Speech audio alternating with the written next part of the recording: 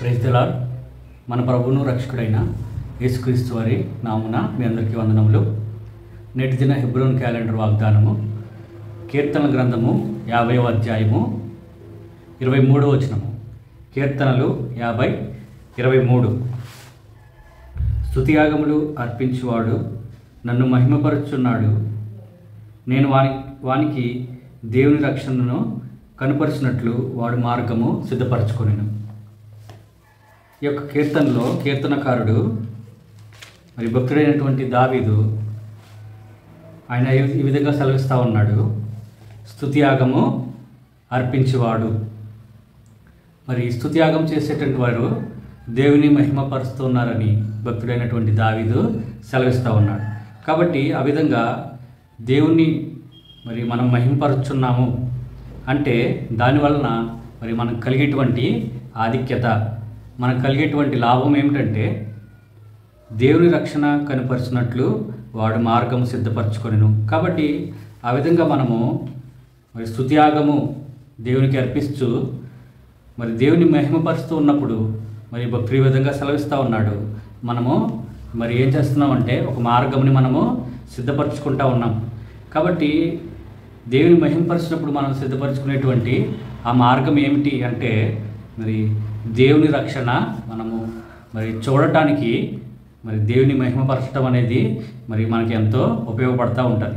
కాబట్టి నిన్నటి దినాన మరి మనం చూసుకున్నట్లయితే నిన్నటి దినాన మరి కలిగే క్యాలెండర్ వాగ్దానంలో కూడా మరి కీర్తనలు 103:21వ అధ్యాయంలో యెహోవా సైన్యములారా, మరి అదేవిధంగా దూతలారా, పరిచారకులారా, మరి వీరందరూ కూడా ఏం చేయాలంటే దేవుని సన్నుతించండి. కాబట్టి భక్తులైనటువంటి దావీదు మరి మరొక అధ్యాయంలో కూడా 50వ అధ్యాయంలో కూడా ఈ దినం కూడా మరి మనకు గుర్తు చేస్తూ ఉన్నాడు ఏంటంటే మనము దేవునికి స్తుతియాగం చేయాలి. ఆ విధంగా స్తుతియాగం చేయడం ద్వారా మనం దేవుని మహిమపరిచిన వారమై మరి మనము దేవుని రక్షణ చూడటానికి, దేవుని రక్షణను అనుభవించడానికి మనం ఒక మార్గము సిద్ధపరచుకుంటున్నామని భక్తుడు ఈ విధంగా సెలవిస్తూ ఉన్నాడు. కాబట్టి యెషయా గ్రంథము 43:7వ వచనంలో మనం చూస్తే మరి దేవుడు యెషయాతో మరి ఈ విధంగా సెలవిస్తూ ఉంటాడు. నా మహిమ నిమిత్తము నేను సృజించిన వారిని. కాబట్టి దేవుడు తన మహిమ నిమిత్తము మనం సృజించాడు. కాబట్టి మనము స్తుతియాగం చేయటం ద్వారా మనం దేవుణ్ణి మహిమపరచబడతా ఉన్నాం, దేవునికి మహిమ చెల్లిస్తూ ఉన్నాం. కాబట్టి అటువంటి మహిమ నిమిత్తం మనం సృజించినటువంటి దేవుణ్ణి మనము మహిమపరిచినప్పుడు, స్తుతియాగం చేసినప్పుడు మరి దేవుని రక్షణ మనము అనుభవించే వారంగా ఉంటాం.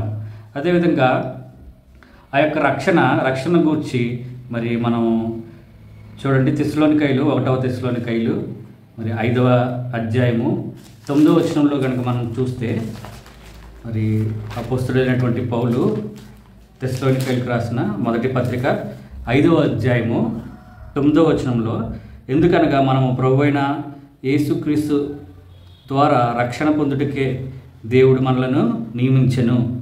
కాబట్టి దేవుడు మనలను కేవలము మరి తన కుమారుని ద్వారా, తన కుమారుడైనటువంటి మన ప్రభు అయిన యేసుక్రీస్తు ద్వారా రక్షణ పొందటానికి మనల్ని ఏం చేశాడంటే ఆయన నియమించాడు.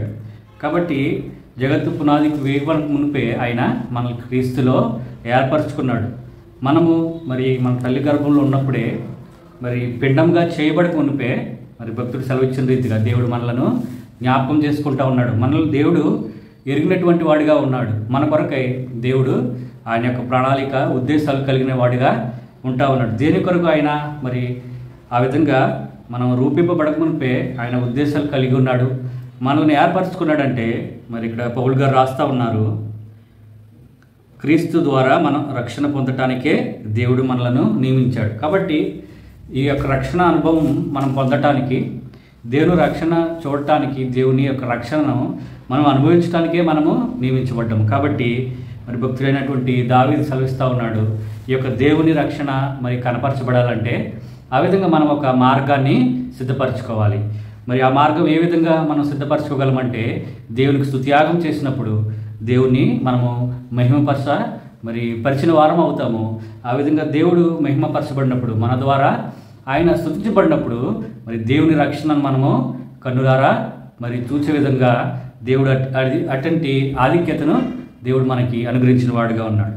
మరి ఈ యొక్క రక్షణను దేవుడు మనకి అనుగ్రహించాలంటే మనము దేవుణ్ణి స్తుతించి ఆయన మహిమపరిచి మరి ఒక మార్గం సిద్ధపరచుకున్నట్లు దేవుని రక్షణ మనం చూడాలంటే మరి ఏం చేయాలంటే ఇర్మియా భక్తుడు చెప్తా ఉన్నాడు.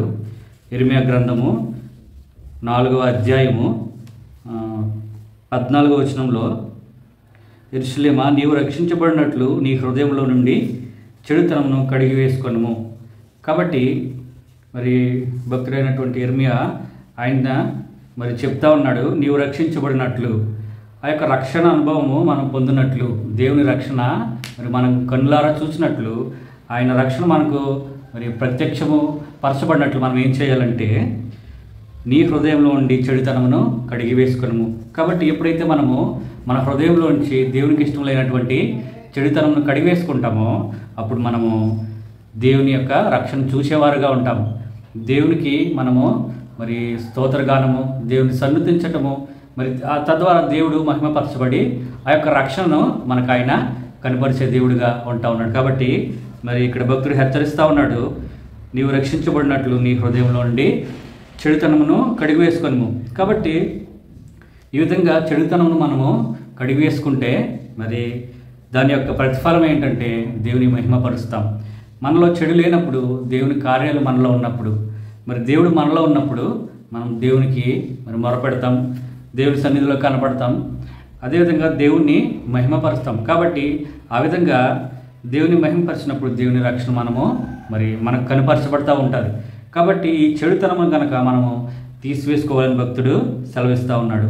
ఒకవేళ ఈ చెడుతనం మనము మరి తీసివేసుకోకపోతే మరి కలిగేటువంటి నష్టం ఏంటంటే మరి ఇందాక మనం చూసినట్లుగా తెస్సలోనికైలు 1వ పత్రిక 5వ అధ్యాయంలో 9వ వచనంలో మరి క్రీస్తు ద్వారా రక్షణ పొందుటకే దేవుడు మనల్ని నియమించెను. తర్వాత మరి బాగా మనం చూసినట్లయితే ఉగ్రత పాలవుటకు నియమింపలేదు. కాబట్టి దేవుని రక్షణ మనము చూడాలంటే ఆయన మనల్ని నియమించిన విధంగా, ఏర్పరిచిన విధంగా మనం ఆయన రక్షణను అనుభవించాలి అంటే మరి భక్తుడైనటువంటి ఇర్మియా చెప్పిన విధంగా మనము చెడుతనముని కడిగి వేసుకోవాలా. లేకపోతే మరి మనకి ఏముందంటే ఇక్కడ మరి ఉగ్రత పాలగుటకు దేవుడు మనల్ని నియమించలేదు. కాబట్టి ఉగ్రత అనేది మనకి మరి చెడుతనమునకు మరి దాని యొక్క ప్రతిఫలం ఉగ్రత. దేవుని స్తుతించటము దాని యొక్క ప్రతిఫలము మరి దేవుని రక్షణ మనకి కనుపరచబడతా ఉంటుంది.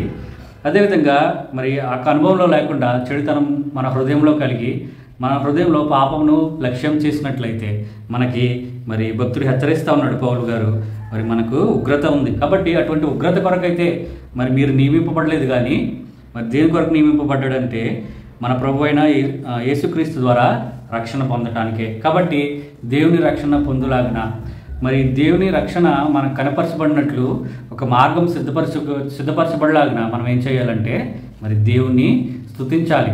మన హృదయంలో చెడుతనమును కడిగి వేసుకొని మరి దేవుణ్ణి మరి స్తుత్యాగము చేసినప్పుడు దేవుని మహిమపరిచిన వారం అవుతాం.